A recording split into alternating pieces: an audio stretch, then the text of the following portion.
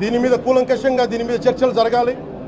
అలాగే నిన్న అందరూ మీడియా పెద్దలు కూడా అడుగుతా ఉన్నారు, అధిపతులు పత్రికాధిపతులు కూడా అడుగుతా ఉన్నారు, మీడియా వారు కూడా అడుగుతున్నారు దీన్ని సిబిఐకి తీసుకెళ్లాలా లేదా అనేది.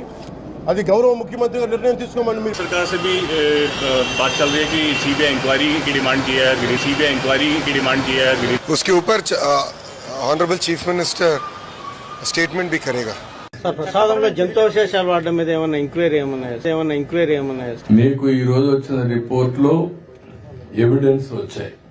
ఈ విచారణ ప్రాసెస్ కి ఆంధ్రప్రదేశ్ రాష్ట్ర ప్రభుత్వం ఎందుకో ముందుకు రావట్లేదు.